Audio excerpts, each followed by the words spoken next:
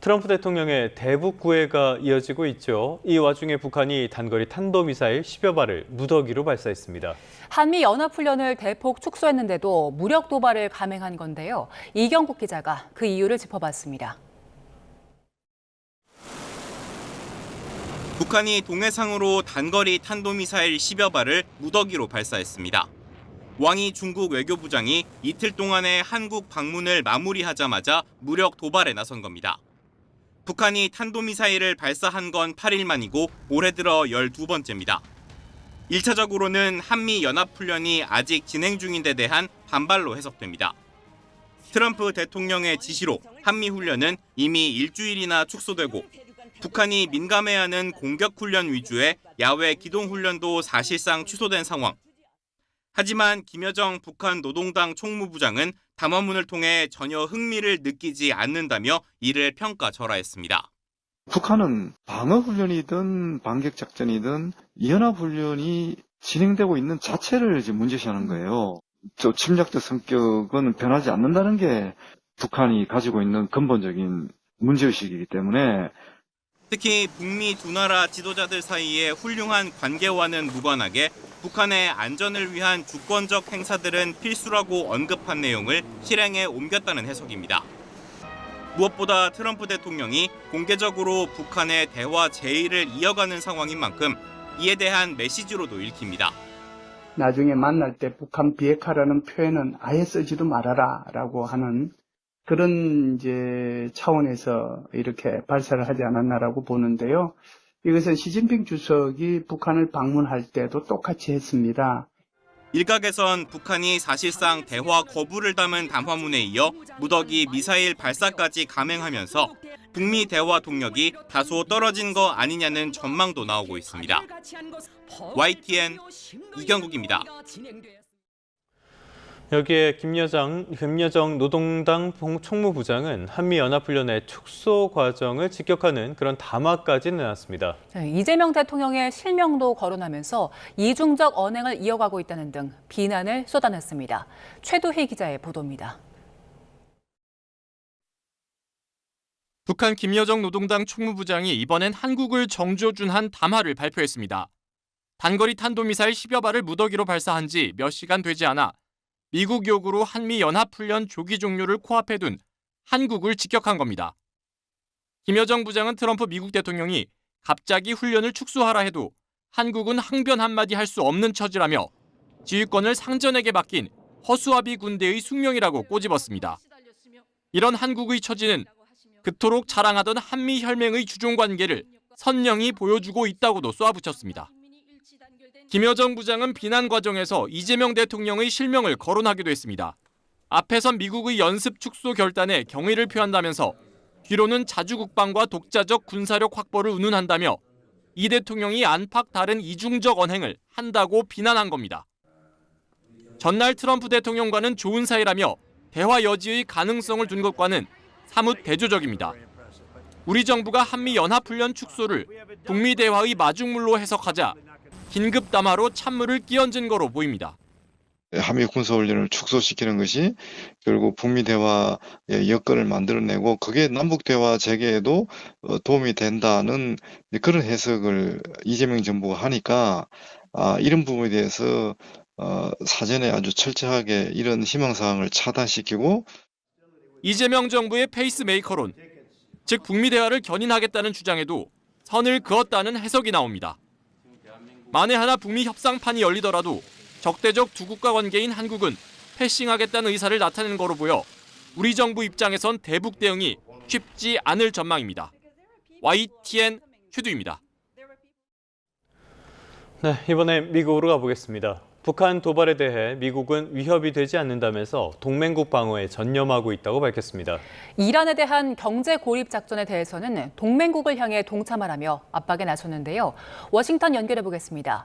홍상희 특파원, 트럼프 대통령의 대화 제안에 북한이 미사일 발사로 화답했는데 미군 반응이 나왔다고요? 네, 인도 태평양 지역을 관할하는 미 태평양 사령부는 이곳 시간으로 오늘 오후 북한 미사일 발사에 관한 성명을 짧게 발표했습니다. 먼저 북한의 미사일 발사는 미국과 동맹국에 즉각적 위협이 되지 않는다고 평가했습니다. 또 미국은 동맹, 파트너와 긴밀히 협의하고 있다면서 미국 본토와 동맹국 방어를 위해 전념하고 있다고 강조했습니다. 하지만 미 정치 매체 폴리티코는 트럼프 대통령의 한미 훈련 축소로 미국의 아시아 동맹국들이 장기적으로는 미국에 대한 의존을 줄이고 자립을 모색하려는 움직임을 보이고 있다고 보도했습니다. 자립과 함께 인도 태평양 지역 국가 사이의 방위 협력도 점차 확대되고 있다고 전했습니다. 지난 5월 인도와 베트남이 공동 무기 생산 계획을 발표했고 일본과 필리핀도 지난 6월 종합 군사 훈련을 위한 공급망 확보 협정을 맺었다고 소개했습니다. 폴리티코는 한국과 일본도 장기적으로는 자체 핵무장을 추진할 가능성이 있다고 지적했습니다. 트럼프 대통령이 한미연합훈련까지 축소하며 추진하고 있는 북미 정상회담에 대한 우려의 목소리도 나오고 있는데요. 앤드류 여 브루킹스 연구소 한국 석자는 트럼프 대통령이 김정은 국무위원장을 협상 테이블로 끌어내기 위해 주한미군 철수 등 과도한 양보를 할 경우 한반도 안보에 악영향을 미치게 될 거라고 지적했습니다. 네, 트럼프 행정부가 이란에 대한 경제 압박 작전을 앞두고 동맹국의 동참을 압박하고 있죠. 네, 그렇습니다. 어제 트럼프 대통령이 이란에 대한 대규모 경제 고립 작전을 예고했는데요. 가장 치명적인 경제 작전을 발표할 거라면서 전례 없는 규모의 경제 전쟁이자 고립 조치가 될 거라고 말했습니다. 트럼프 대통령의 관련 발언 먼저 들어보시겠습니다. Well, we have things that we could sanction. We have very draconian sanctions, and we'll see what happens. The blockade has been 100% successful. No boats have gotten into Iran, but they are getting in for other places. But we'll see. 그러면서 석유 밀수와 통화 수합, 선박 등록 등의 방식으로 이란과 거래하는 제3국에도 막대한 경제적 대가를 치르게 할 거라고 경고했습니다. 스콧 베선트 미 재무장관은 미국 CNBC와의 방송과의 인터뷰에서 오는 24일 이란 경제 압박 계획을 공개하겠다면서 동맹국의 동참을 압박했는데요. 세계 역사상 가장 강력하게 공조된 작전이 될 것이고 동맹국이 이젠 결정을 내려야 할 시점이라면서 미국의 편인지 아니면 미국에 맞설 것인지 물을 거라고 말했습니다. 그러면서 이란 경제 제재가 대규모 확전으로 이어질 가능성은 작다면서 시장이 오해해 유가가 최근 상승하고 있다고 지적하기도 했습니다. 들어보시겠습니다. A spike in oil prices today that I don't really understand. You know, our announcement is for economic action. And I think that the economic action will mean that oil prices will come down sooner. 하지만 베선트 장관은 이후 상황에 따라 변화가 있을 수 있다고 말해 군사 공격 재개 가능성도 여전히 열어놨습니다. 지금까지 워싱턴에서 전해드렸습니다. 최근 괌 먼바다에서 발생한 18호 태풍 사우델이 세력을 키우며 북상하고 있습니다. 다음 주에는 매우 강한 태풍으로 발달할 전망인데 진로는 무척 유동적입니다. 다만 9월을 앞둔 이 시기는 태풍의 길이 한반도로 열리거나 가을 장마가 나타날 수 있어 주의가 필요합니다. 정혜윤 기자입니다. 괌 동쪽 해상에서 발생한 제18호 태풍 사우델입니다. 아직은 중심 풍속이 초속 20m의 약한 태풍입니다. 태풍 사우델은 다음 주 중반인 25일쯤 최대 풍속 초속 45m가 넘는 매우 강한 태풍으로 발달해 일본 오키나와 동남동쪽 해상까지 북상할 전망입니다. 이 부근까지는 한국과 미국, 일본 기상당국의 예측이 동일합니다. 문제는 다음 주 중반 이후입니다. 진로가 무척 유동적인데 우선 한국형 수치예보 모델과 유럽 중기예보 모델은 태풍이 중국으로, 미국 모델은 일본을 향할 걸로 예측하고 있습니다. 우리나라에 직접 영향을 주진 않는 셈입니다. 하지만 태풍 예상 진로가 수시로 바뀌는 데다 약화한 비구름이 우리나라 서해와 동해로 접근할 수 있다는 분석이어서 안심할 수는 없습니다. 후반부에 있는 예측은 굉장히 변동성이 큽니다. 앞으로 예측 기간이 당겨져 오면서 북쪽에 있는 기압골이 우리나라 쪽을 얼마나 깊게 지나가냐에 따라 강수가 도입될 가능성도 배제할 수는 없습니다. 특히 태풍이 북상하면서 밀어올리는 막대한 양의 수증기로 또다시 한반도 주변 기압계가 심하게 흔들리거나 북쪽의 찬 공기와 남쪽의 더운 공기가 만나 강한 정체 전선을 형성할 가능성도 있습니다. 태풍이 직접 상륙하지 않더라도 태풍 전면에서 다량의 열대 수증기가 유입되면서 대기가 불안정해지고 강한 비구름이 만들어질 수 있습니다. 특히 9월을 앞둔 이 시기는 남쪽의 더운 공기와 북쪽의 찬 공기가 만나 정체전선, 즉 가을 장마 형태의 호우가 나타날 수 있어 기상청은 태풍의 발달 정도와 한반도 주변 기압계 변화에 따라 날씨가 급변할 수 있다며 발표되는 최신 기상 정보를 수시로 확인해달라고 당부했습니다. YTN 정혜윤입니다. 청와대가 조희대 대법원장의 대법관 서면 제청과 관련해 처음으로 공식 입장을 냈습니다. 대한민국 헌정사 초유의 유례없는 일방 통보라는 겁니다. 다른 관례와 법률을 충분히 검토하겠다고 밝혔는데 협의 없이 제청이 이뤄진 손봉기 대구지법 부장판사는 반려하는 쪽으로 무게를 두고 있는 것으로 전해졌습니다. 보도에 임혜진 기자입니다. 청와대가 조희대 대법원장의 대법관 후보 서면 제청 이틀 만에 처음으로 입장을 냈습니다.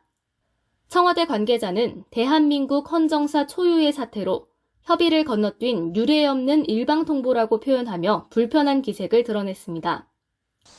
이어 향후 대응 방안에 대해선 다른 관례들과 법률을 충분히 먼저 검토해야 하는 사안이라고 덧붙였습니다. 청와대 내부에서는 노태학 전 대법관 후임으로 제청된 손봉기 대구지법 부장판사에 대해선 반려의 무게를 두고 검토하는 것으로 전해졌습니다. 일단 임명 동의안을 넘기고 국회에서 우회적으로 부결을 이끌어내는 방안도 거론됐지만 조율 없이 일방적으로 제청이 이뤄진 손 후보자에 대한 임명 동의안을 국회에 제출하면 동의한다는 의미로 해석될 여지가 있다는 겁니다.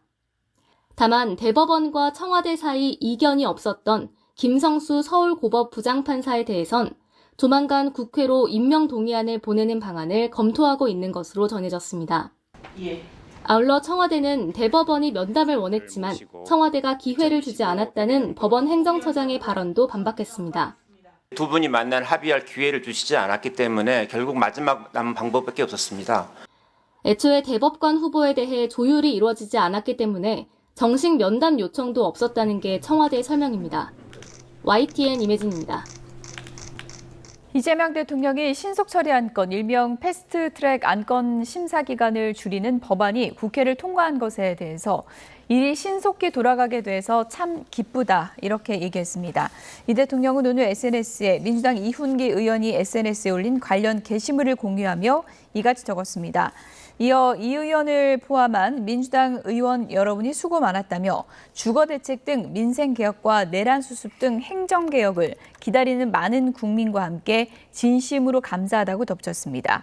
앞서 국회는 어제 민주당 주도로 패스트트랙 심사 기간을 현행 최장 330일에서 90일로 단축하는 내용의 국회법 개정안을 본회의에서 의결했습니다.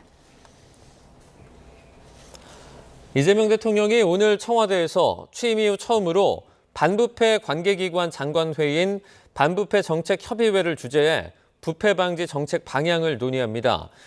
회의에는 국민권익위원회 위원장과 국무조정실장, 재정경제부를 비롯한 관계부처 장관과 함께 공정거래위원회 위원장, 국세청장 등 18개 기관장이 참석합니다. 각 기관이 토착비리 근절, 보조금 부정수급 등 국가재정 편취 근절, 전관 유착 근절 등을 주제로 보고한 뒤에 종합 토론이 진행될 예정입니다. 앞서 이 대통령은 어제 수석 보좌관 회의에서도 국민의 삶을 짓누르는 반칙과 불공정, 비정상을 바로잡는 중단 없는 개혁이 더없이 필요하다며 반부패 정책의 필요성을 강조했습니다. 중부지방으로 비구름대가 유입되면서 곳곳에 호우특보가 내려졌습니다. 일요일은 절기상 처서지만 무더위는 당분간 계속되겠는데요. 다음 주에는 북상 중인 태풍도 변수입니다. 취재기자 연결해서 자세한 날씨 전망 알아보겠습니다. 김민경 기자, 중부 비 상황부터 짚어주시죠. 네, 현재 북태평양 고기압 가장자리에서 만들어진 비구름대가 중부지방에 걸쳐 있습니다. 충북 제천에는 한때 시간당 68.5mm까지 강하게 쏟아지면서 호우 경보가 내려졌는데요. 이 비구름이 동쪽으로 이동하면서 강한 비가 내리는 지역도 옮겨가고 있습니다. 제천은 비가 약해지면서 호우특보가 해제됐고 현재는 경북 봉화에 시간당 20mm 안팎의 비가 쏟아지며 호우주의보가 내려져 있습니다. 레이더 화면을 보면 서해에 보라색으로 표시된 강하게 발달한 비구름대가 보이는데요. 이 비구름은 바다에서 강한 비를 쏟아낸 뒤 내륙으로 들어오면서 다소 약해지겠지만 산지에 부딪혀 다시 발달할 수 있어 곳에 따라서는 강한 비가 내릴 가능성이 있습니다. 중부지방의 비는 내일까지 이어지겠고 예상 강수량은 최대 60mm입니다. 전체적인 강수량이 많진 않지만 강하게 발달한 비구름이 지나는 곳에서는 짧은 시간 비가 집중될 수 있습니다. 곳에 따라 돌풍이 불고 천둥 번개가 치는 곳도 있겠습니다. 또 남부 등 다른 내륙 지역에서도 오전부터 저녁 사이 5에서 50mm의 소나기가 예상됩니다. 최근 소나기가 좁은 지역에 폭우 수준으로 강하게 쏟아지는 경우가 잦습니다. 어제 저녁에도 전남, 광주, 담양에는 시간당 50mm에 육박하는 매우 강한 비가 쏟아졌습니다. 소나기는 같은 지역 안에서도 강수량 차이가 큰 만큼 갑자기 강한 비가 내릴 가능성에 대비하셔야겠습니다. 일요일이면 절기상 처서인데 여전히 무덥습니다. 올해도 처서 매직은 기대하기 어려운 건가요? 네, 올해도 처서가 지나도 당분간 여름 더위가 이어질 걸로 보입니다. 북태평양 고기압이 다시 우리나라를 덮으면서 기온이 오르겠는데요. 다만 이달 초처럼 40도에 육박하는 극한 폭염이 나타날 가능성은 현재로서는 크지 않습니다. 낮에는 31에서 33도 안팎의 무더위가 이어지고 밤에도 기온이 크게 떨어지지 않으면서 열대야가 나타나는 곳이 있겠습니다. 다음 주의 날씨는 태풍도 변수라고요? 네, 태풍 사우델이 점차 북상하면서 다음 주 중반쯤에는 일본 오키나와 부근 해상까지 올라올 걸로 보이는데요. 이후 진로가 관건입니다. 현재 대부분의 수치예보 모델은 태풍이 중국 쪽으로 향할 가능성을 높게 보고 있습니다. 다만 일부 모델에서는 태풍이 남긴 많은 수증기와 비구름이 우리나라 쪽으로 유입될 가능성도 나타나고 있습니다.